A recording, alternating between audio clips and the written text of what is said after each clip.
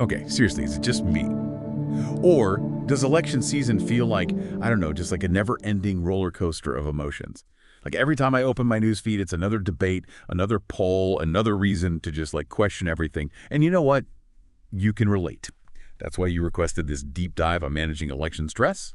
We've got two really different sources for you today. First, we'll unpack a Time article offering some, practical psychology-backed tips.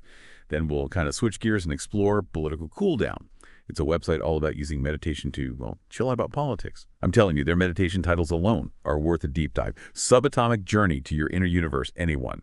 But before we get too zen, let's ground ourselves in the reality of why this time of year is so stressful. The Time article cites a pretty staggering statistic, actually. 73% of adults feel stressed about elections.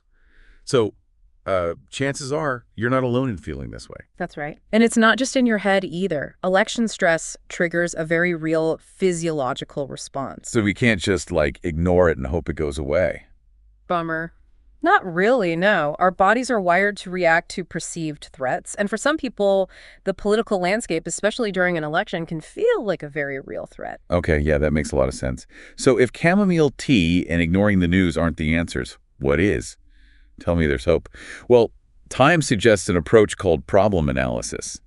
It sounds kind of intense, but it's basically about getting ahead of those what-if anxieties that tend to spiral this time of year. Exactly. It's actually a very practical approach. It aligns with the principles of cognitive behavioral therapy, or CBT. CBT, got it. Yeah, so CBT encourages you to challenge those catastrophic thoughts.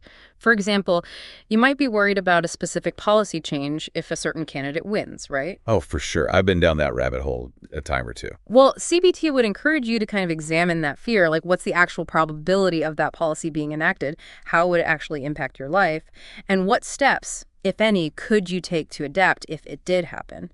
It's about shifting from a catastrophic mindset to a more realistic perspective. So instead of freaking out, we need to ground ourselves in reality and focus on what we can control. That actually feels kind of empowering. It is, and that leads perfectly into another suggestion from Time, managing your news consumption. Okay, yeah, that makes sense. But easier said than done, right? It feels like we're constantly bombarded with headlines and breaking news alerts.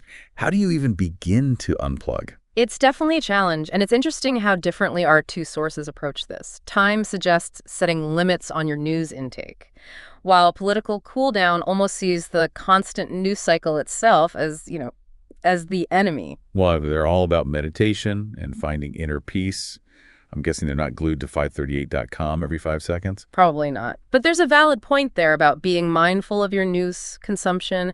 It doesn't have to be about total avoidance for most people. It's more about being intentional about when you consume news, how much you consume, and from where you're getting your information. Think of it like a diet. You wouldn't binge on junk food all day, so Totally. don't do the same with negative news. That's actually a really good analogy. I know I'm definitely guilty of falling into those doom scrolling rabbit holes, and it's never pretty. Exactly. And that's why Time suggests designating a trusted news filter person. Okay. Basically, someone who you trust to give you the need-to-know updates without you having to wade through all the negativity yourself. Oh, so like a news digest delivered by your most level-headed friend? Precisely. Someone who can present the information objectively and help you stay informed without getting bogged down emotionally. Okay, that is genius. Now let's talk about this whole meditation thing. Part of me is skeptical, but the other part is, honestly, desperate for anything resembling inner peace right now. What's the deal with these political cool-down meditations? I get it.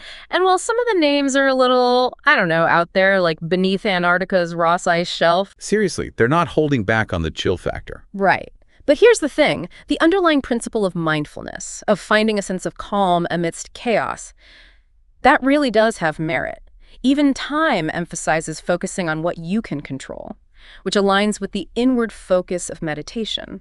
So it's not about meditating your preferred candidate into office. It's more about finding a way to manage your own anxiety and stay grounded, regardless of what's happening in the outside world. Exactly. It's about cultivating a sense of inner peace that's not contingent on external circumstances.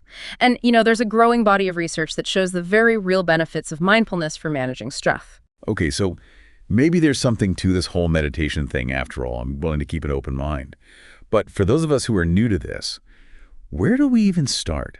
What does a political meditation routine even look like? So we've gone from doom scrolling and election anxiety to like CBT and meditating beneath the Ross Ice Shelf. That's quite a journey for one deep dive. It is, yeah. And that's the beauty of it, right? You get to explore these different perspectives, see what resonates with you, and kind of build your own, like, election survival kit. I love that. So for our listener who's, feeling overwhelmed by election stress right now, what are the like key takeaways? Where do they even begin? Well, I think first and foremost, just remembering that it's completely normal to feel stressed during election season. You are not alone. And secondly, that you have more control than you might think. You can manage your news intake. You can set boundaries in conversations. Oh, yeah. Like maybe declaring the dinner table a no politics zone. Yeah. I'm all for that. Exactly. And don't underestimate the power of self-care. That could be anything from, taking a walk in nature to trying one of those political cool down meditations. Even if you're skeptical, approaching it with a sense of curiosity and even humor can be surprisingly beneficial. All right, so practicality and a dash of woo-woo. I can get behind that. Now, what about these political cool down meditations? For someone who's new to meditation, where do they even start? Well, their website actually has some great resources for beginners. They kind of guide you through the basics of meditation and offer a variety of, themed meditations, including those specifically designed to address like election stress. And hey, even if meditation isn't your thing, simply taking a few minutes each day to, disconnect from the news and reconnect with yourself can make a world of difference. That's such a good reminder. It's so easy to get caught up in the constant news cycle and forget to like prioritize our own well-being. It really is. But by taking care of ourselves, whether that's through setting boundaries, practicing mindfulness, or simply being more aware of our news consumption, we can navigate this election season with a greater sense of peace and resilience. That's a great note to end on. Instead of just surviving election season, maybe we can actually find ways to thrive. Who knows? Maybe we'll all discover our inner Zen masters along the way. That's all the time we have for today's deep dive. We hope you found it insightful. And remember, no matter what's happening in the world of politics, your well-being matters. Until next time, stay curious, stay informed, and try to stay calm.